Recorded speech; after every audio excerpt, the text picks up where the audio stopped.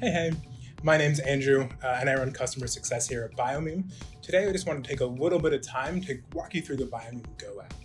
Here at Biomeme, one of our core values is helping to empower anyone, anywhere, run their own molecular tests, and the Biomeme Go app is a huge component of this to help us reach that goal. I want to make sure you feel comfortable with it. Once you get used to it, it really is quite easy to use, but like anything, there's an initial learning curve, and the hope here is that today we can help you through that.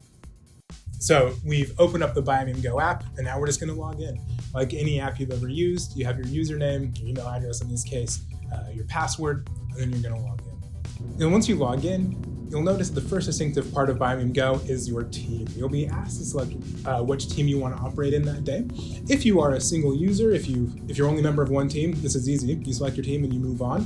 For some of our larger enterprise customers, since we do database and segment out our data by teams, it's important that you pick the correct team that you'll be working in that day, as otherwise you won't be able to access the run data if you've selected the incorrect team. So once I've logged in, I'm going to make it, and I've selected my team, I'm going to make it to our home screen. Home screen is home base for the Biomeme Go app. It's from here that you'll be able to start a run, check your settings, report an error, look at your past run data, or create a new protocol. Anything you need to do, we can access through the Biomeme Go home screen. But let's start with the most important part here. Let's start a run. Biomeme is extremely flexible when it comes to setting up your PCR protocol. If you are using a Biomeme assay, all you have to do is scan that QR code that was included on your packaging. You can scan that, and the protocol with all of its parameters, its targets, everything you need in there will already be uploaded, and you'll be good to go. You can also enter in your own PCR protocol and customize it for your needs. If you and your team need to use the same protocol again in the future, we would recommend saving it within the app under the protocol management section, and then sharing it, and then it'll automatically be shared with anybody on your team, and you can reselect that protocol to start the run as frequently as you would like. One of the things I really like about Biomeme Go is that everything is saved in the app and on my phone, so I don't need to research through all my folders. I don't need to dig through my desktop trying to find the run results that I was looking for. It's all saved locally. It's obviously also synced up to the cloud, and we can export data, but it really is very convenient to just grab my phone, be able to look through my run data as simple as that, without having to go and dig through a software package. So next, I'm going to select the number of Go strips. I need to tell the app how many Go strips I'm using for this run. Each Go strip has 3 wells, and I give it up to 3 Go strips per run in the Franklin thermocycler. For this run, I selected 2 Go strips, that would be 6 wells total. I just tap the plus or minus sign to select or deselect however many wells I'd like. The next step is to set up your run layout. This is where you'll tell the app how many samples are being tested. Sometimes each Go strip will be filled with the same sample, or if the assay is multiplexed, like our SARS-CoV-2 assay, you might have a different sample in each of your 9 wells. Essentially, you're just telling it how many samples, how many replicates. If you are using replicates, once you've put in your sample ID, then the app will automatically apply that ID to those replicates. Now, depending on your lab's processes, you might print QR codes for each of your samples, or you simply might write them in onto your sample collection tubes. Regardless of your process, Biomeme Go has a solution. You can either scan your sample QR code and add to the sample ID. Just scan a QR code, everything gets loaded up there as easy as can be. Or you can generate and write in your own sample ID right in the moment as you go. Once the sample IDs are generated for you, again, you can edit each one of those to match whatever ID system you're using on the back end. Great, so I continue. I save it to the folder that I want, or I can always add a new folder, but I'm going to save it to BizTeam. I'm going to save to the current folder. I don't need a subfolder in this case, and confirm. I can see my run name. I can see the folder. I can add any notes here in the corner if I want. I don't have any notes to add here. Won't worry about that for now. And then push confirm. One of the great things about the Biomeme Go app is once I have these technical details already entered in, the run information, from here, I just do what the phone tells me. The app is going to walk me through step by step to starting the run here. All right, so I'm going to power on my thermocycler. Got to hold down the power button for just a second. We'll be able to hear it come on. Great. Confirm. Got to turn on my Bluetooth. Same thing. Hold it down for a second. You can see that blue light came on. Confirm. And now it'll scan for the thermocycler. We'll give it just a second, and then it'll find it. We'll select it. There it is. And now it's syncing up. It's getting the device info, thermocycler connected, we're ready to go. I've already filled my Go strips, I'm gonna cap them, check for my bubbles, place them in my thermocycler. We're just using 2 strips. Now, all I gotta do is press start run. And that's it. Now you've started your run using the Biomeme Go app onto your Franklin thermocycler. That's how easy it is. No messing around with the desktop interface, trying to go back and forth, match up everything, no putting in well location, that's already taken care of.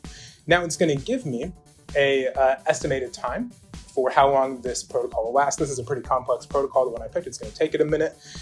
Just a few things to point out here. I just want to go around in order. Right in the middle, you'll see an estimate of how much longer the protocol is going to take. This will be continually updating as the app and the device continue to talk to one another. At the beginning, it's a rough estimate. As the run progresses, that estimate becomes more accurate. So we'll let that do its thing. Going around in order, I want to show you a couple other things. The first is you'll notice this Bluetooth button, this Bluetooth icon here in the top left. If for any reason your app and your device lose Bluetooth connection, if that gets interrupted or disconnected for some reason, all you have to do, watch, we can even do it manually here, is push the Bluetooth button and it will scan and reconnect. It's easy to do. If at any point you feel like the app is frozen, and I can even do this right here, which I may as well do, I can manually disconnect the Bluetooth. You notice the app is now telling me, oh no, I've lost Bluetooth, help me connect. All I gotta do, push that scan, turn the Bluetooth back on the thermocycler. There it is, and I've reconnected. I'll get an updated minutes remaining amount. Now I've reconnected. We can see here, it tells me exactly what step. So under the 69 minutes remaining, I have reverse transcription. That's the step in the protocol that it's in right now. This is what the thermocycler is doing in this moment. I can see how much battery the thermocycler has left. I can see what cycle number it is. This is a 45 cycle protocol. It's got some reverse transcription steps before that. So I can see where we are. One of the coolest things about real-time PCR is that we can get our fluorescent readings as the run's progressing. To do that, all I have to do is swipe to the left or push this button right here. This is the second view of our live view. And here we can toggle between wells 1 and 3, wells 4 and 6, and it'll display the amplification data, the detection data, the PCR curves, whatever we want to call them, in real time. We can watch it as it progresses. We can see here we can toggle by wells 1 through 3, wells 4 through 6, our 2 Go strips. We can toggle by fluorescent channel, by color channel, or even by the exact color channel in the exact well. So I could do green channel in the second well, and then we'll highlight that if I wanted. Because there's no actual, because there's nothing in this thermocycler, and because for some dumb reason I selected a protocol with a long reverse transcriptase step, there's nothing to show you now. However, that'll be easy to do, and we can do that in just a moment. Well, finally, if something terrible happens, some unforeseen catastrophe, you can always stop the run. But warning, stopping a run means your run ends. It's a very literal command, and you will not be able to resume your test run. Whatever data you have or have not generated to that point, that's what you have. So I'm gonna stop this run because I wanna show you some other parts of the app. All right.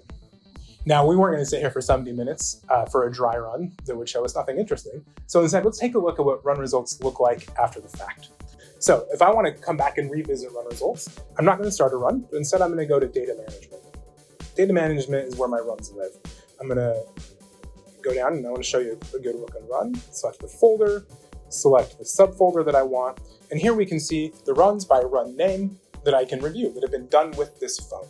It's an important thing to know about Biomeme. The run data is stored locally to that app on the phone that performed the run. Okay, so I'm gonna look at this one. All right, so this is what a typical results screen looks like for us. We're gonna go spend a little bit of time here, go through the 3 different screens. As I mentioned at the beginning though, one of the core beliefs here at Biomeme is that anybody, anywhere, regardless of training or prior experience with PCR, should be able to run a detection, should be able to own their DNA and their data. This first screen is built towards that. There is no training or experience needed with PCR in able to interpret your results here. At the top, we'll just go step by step. We can see the protocol name, we can see the run name, and then we have what we call our dot matrix. If your target was detected, the bubble lights up, gets colored in, gets filled in. If it wasn't, it stays blank. So for here, I can see for wells 1 through 3, the green channel detected its target in all 3 wells. We'll notice that the 3 colored in dots the 3 green dots, correspond to a CQ value that is greater to 0. So, well 1, green channel, I got my green dot, I got a CQ of 30.95, CQ greater than 0 means it was detected. I can do this for all of them. So at a quick glance, without having to look at a single PCR curve, I can look here and I can say, okay, I see that my green target was detected in all 3 of the wells 1 through 3. I have my CQ values there if they mean anything to me. It can just be a binary, 0 or greater than 0. But I can see here that in wells 1 and 2, the amber channel was detected, but not in the 3rd well. And indeed, the red, my red target was only detected in the 3rd well itself. At a glance, I can see what my results are. I can switch over to wells 4 through 6. Same thing. A little different here. Green in wells 4 and 6, amber in 4, red in 6, nothing in well 5. At a glance, I have my results. However, if I am a more experienced user, if I feel comfortable looking at PCR curves, I can switch my view here. This is our baseline view. So if this was our dot matrix, this is our baseline view. Baseline view shows the amplification curves, but the curves that have been run and processed through our Biomeme algorithm. It's a proprietary algorithm. We're not going to go into the details here. Just know that what it does is it sets a threshold and a baseline so we can calculate those CQ values, and then it smooths out any irregularities in the curves that may be affecting the results or do something wonky. This is our baseline view here with our smooth curves. I can, again, select and deselect whatever color channels I would like, select the wells I want to look at, and at any point narrow in to specific well and color channels by selecting and deselecting there. Couldn't be simpler. If I'm a very experienced PCR user and I don't want to look at the baseline data, the data to which our algorithm has been applied, I just want to see the raw amplification plots. I can do that too here on our final screen to the right. This is our raw view. This is the raw amplification data plotted directly onto this chart here. Exact same thing as before. Select and deselect color channels, select and deselect wells. You'll notice it's the exact same thing as baseline view, just without the algorithm being applied. It's the raw fluorescent data.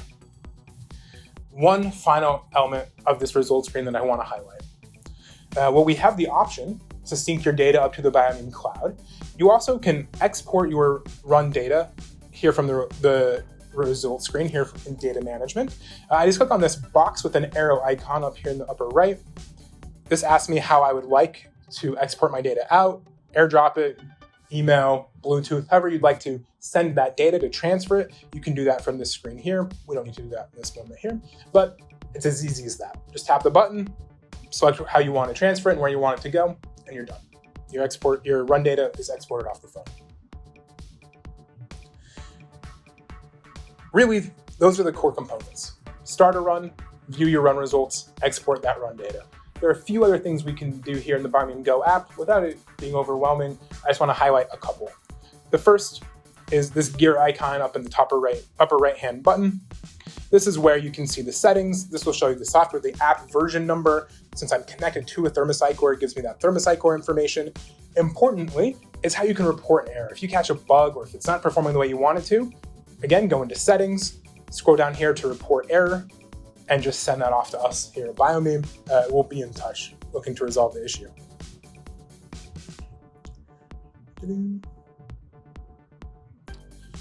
Finally, just to touch on them super briefly, but it's not worth spending much time. Protocol management is where you can go in and create your own protocol, put in your parameters there, save it. You'll be able to select it as we did at the beginning. Incomplete runs, if for some reason your Bluetooth, if for some reason your Bluetooth connection between the app and the phone gets interrupted, and so the device isn't able to fully sync the data to the app, the Biomeme Go app, we'll use incomplete runs to reconnect and sync up that data. If you run into any issues here, just contact us at support@biomeme.com. We'll walk you through. Great, so that's the Biomeme Go app. As you can see, once you play around with it, once you've done a run or two, it'll feel intuitive, it'll feel like second nature. If at any point, though, you run into any issues or just have a question, we have two great resources for you. The first is our help desk at help.biomeme.com. Here we've got our product resources, our FAQs, our guides, our reattach and recover guide is especially relevant here if you're having any issues connecting with Bluetooth. Or if you just want to talk to someone directly, email us at support@biomeme.com. Our customer success team will be in touch shortly to help you resolve whatever issues you might have. Thanks again for taking a look here at Biomeme Go. All the best.